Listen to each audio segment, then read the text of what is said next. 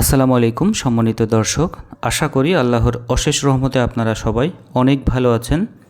Unique রান্নাঘর কিচেনের নতুন একটি রেসিপিতে আপনাদেরকে স্বাগত জানাচ্ছি। আর আজকে আপনাদেরকে খুবই সহজে এবং অল্প মশলার উপকরণ দিয়ে বুটের ডাল রেসিপি তৈরি করে দেখাবো। চলুন তাহলে আর দেরি না করে আজকের আমরা মূল রেসিপিতে চলে যাচ্ছি। আর আজকের এই রেসিপির জন্য আমি এখানে প্রায় 200 গ্রামের মতো ছোলার ডাল নিয়ে নিয়েছি বা বুটের ডাল নিয়ে নিয়েছি। আর এগুলোকে আমি ওভারনাইট ভিজিয়ে রেখেছিলাম, যেটা ভিজিয়ে রাখার কারণে এটা ফুলে দ্বিগুণ হয়ে গিয়েছে। আর এখন আমি একটি ফ্রাই প্যান বসিয়ে দিয়েছি এবং সেটাতে পরিমাণ মতো পানি দিয়ে দিয়েছি। পরিমাণ মতো পানি দিয়ে আমি এখানে ভিজিয়ে রাখা যে ডাল সেটা দিয়ে দিলাম।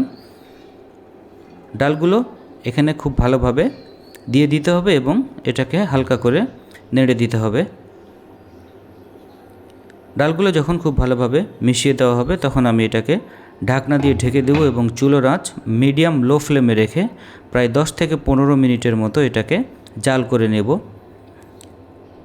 এখন 10 থেকে 15 মিনিট পরে আমি ঢাকনা খুলে দিচ্ছি এবং এটাকে আরও খুব ভালো করে নেড়ে দিচ্ছি। এটা আপনি কতক্ষণ ধরে সেদ্ধ করবেন সেটা আপনার ডালের উপরে নির্ভর করবে।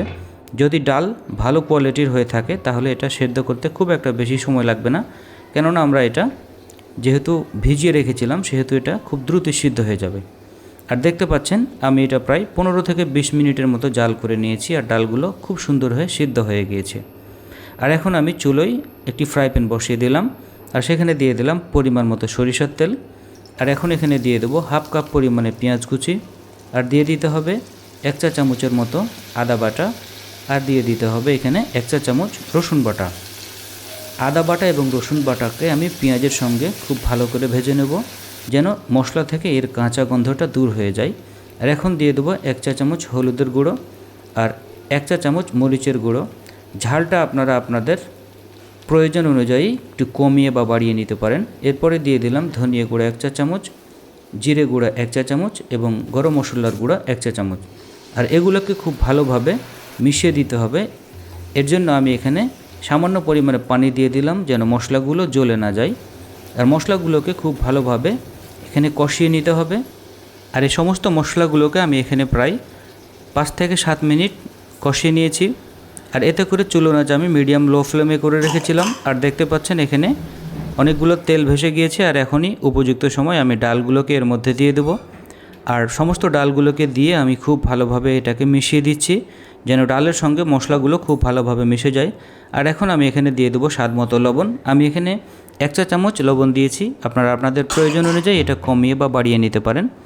এরপরে আমি এখানে এটাকে ঢাকনা দিয়ে ঢেকে রান্না করে নিয়েছি প্রায় 10 মিনিটের মতো। আর 10 মিনিট পরে দেখতে পাচ্ছেন এখান থেকে প্রায় অনেকগুলোই পানি কমে গিয়েছে। আর এটাকে আমি খুব ভালোভাবে নেড়ে দিচ্ছি। ডাল রান্না আমার এখন প্রায় একদমই শেষের পথে। আর এখন আমি এখানে চুলোয় আরও একটি ফ্রাই প্যান বসিয়ে দিলাম এবং সেখানে হালকা করে সরিষার তেল দিয়ে দিলাম। আর দিয়ে দিচ্ছি 2টো হাফ ইঞ্চি সাইজের দারুচিনি এবং 2টো সাদা এলাচ, আর দিয়ে দিচ্ছি সামান্য পরিমাণে লবঙ্গ। আর এখানে অল্প পরিমাণে পেঁয়াজ এবং 2টো শুকনো মরিচ দিয়েছি। আর দিয়ে দিয়েছি একটা তেজপাতাকে ছিঁড়ে 2 ভাগ করে দিয়েছি। আর এগুলোকে আমি হালকা করে টেলে নিচ্ছি। চুলোর আঁচ মিডিয়াম লো ফ্লেমে রেখে এটা প্রায় 5 থেকে 6 মিনিট ধরে ঠিক এইরকম করে টেলে নিলেই হবে। আর এখন আমি ডালের মধ্যে যে বাগার তৈরি করলাম সেটা এখানে এখন দিয়ে দেবো। ডালের মধ্যে আমি এখানে সমস্ত বাগারগুলোকে দিয়ে দিচ্ছি। এটা দিয়ে দেওয়া হলে আমি ডালগুলোকে বাগারের সঙ্গে খুব ভালোভাবে মিশিয়ে দেব যেন ডালের সঙ্গে খুব ভালোভাবে এটা মিশে যায়। এবং এটা শেষবারের মতো ঢাকনা দিয়ে ঢেকে দেবো প্রায় 2 থেকে 3 মিনিটের জন্য। আর 2 থেকে 3 মিনিট পরে আমি ঢাকনা খুলে দিচ্ছি আর এটাকে আবারও খুব ভালোভাবে নেড়ে দিচ্ছি। আর এগুলো খুব ভালোভাবে মেশানো হয়ে গেলে আমার আজকের রান্না একদম কমপ্লিট। আর এটা এখন আপনাদেরকে সার্ভ করে দেখাচ্ছি। দেখতে পাচ্ছেন কত সহজে এবং অল্প সময়ে এমন মজাদার একটি রেসিপি তৈরি হয়ে গেল। সো আপনারা অবশ্যই বাসায় এই রেসিপিটি ট্রাই করবেন এবং কেমন হচ্ছে তা অবশ্যই আমাকে আমার কমেন্ট বক্সে জানাবেন।